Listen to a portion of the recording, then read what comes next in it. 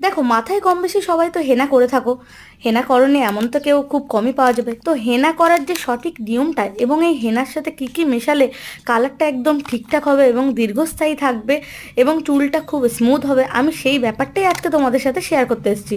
তো hello friends, welcome to my channel, আমি বংশবিদা, তোমরা দেখছো নতুন আরেকটি ভিডিও। তো দেখো প্রথমত হেনা করার জন্য আমি বেশি কিছু নিইনি, সিম্পলি চায়ের লিকার বানিয়ে নিয়েছি, যেটাকে একটু বেশি গাঢ় করে একদম কালো মতো করে বানিয়ে নিতে হবে। একটা ডিম নিয়েছি, হ্যাঁ ডিমের কিন্তু সাদা অংশটাই আমাদের লাগবে, আর একটা নিয়ে নিয়েছি ময়ূরী হেনা।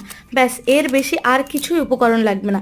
এটাই তোমরা সঠিকভাবে মিশ্রণটা বানিয়ে নিয়ে সঠিকভাবে যদি মাখতে পারো, তোমাদের লং লাস্টিং কালার থাকবে, আমি গ্যারেন্টি দিচ্ছি। তো দেখো প্রথমেই কিন্তু আমি হেনা হেনা পাউডারটা ঢেলে নিয়েছি, তারপর একটা ডিম ফাটিয়ে ডিমের সাদা অংশটা দিতে হবে।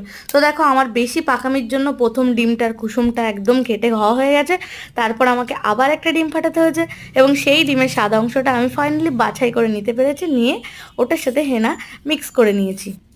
দেখো এই যে গরম পড়ছে, চুলের প্রতিটা মানে চুলের গোড়ায় গোড়ায় কিন্তু প্রচুর ঘাম হয়, এর ফলে কি হয়, চুলের কিন্তু প্রচুর হেয়ার ফল হয়।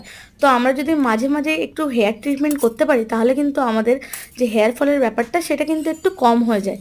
তো দেখো এরই মধ্যে কিন্তু আমার মিশ্রণটা প্রায় তৈরি হয়ে যাচ্ছে।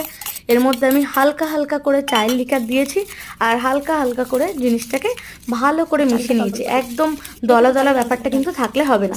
আমি প্রথমেই ডিমটা দিয়েছিলাম, যার জন্য আমার একটু দলা পাকিয়ে যাচ্ছিল। তোমরা কিন্তু এই ভুলটা করবে না, তোমরা আগে চায়ের লিকারটা দিয়ে ভালো করে সুন্দর করে মিশ্রণটা ফেটিয়ে নেবে, তারপরেই ওর মধ্যে ডিমের সাদা অংশটা দিয়ে সুন্দর করে মিশিয়ে নেবে।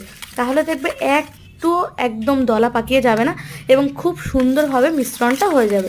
তো দেখো এখানে কত সুন্দর একটা কালার এসছে। যদিও আমি কিন্তু বার্গেন্ডি কালারটা নিয়েছিলাম, তোমরা যারা ব্ল্যাক করতে চাও অবশ্যই করতে পারো। ব্ল্যাক করলে অনেকটাই ন্যাচারাল ব্ল্যাক কালারের মতোই আসে এবং সত্যি ভালো এটা। বাকি অন্য কালারের চেয়ে এটা কিন্তু চুলকে অনেক পুষ্টি যোগায় এবং চুলটা প্রচুর স্মুথ করে। এই মিশ্রণটা হয়ে গেলে এটা আধা ঘন্টার জন্য ঢাকা দিয়ে মাথায় মাখবে এবং মাথাটাকে কোনো একটা জিনিস দিয়ে কিন্তু ঢেকে রাখবে। দেখা হচ্ছে পরের নতুন ভিডিওতে, টাটা।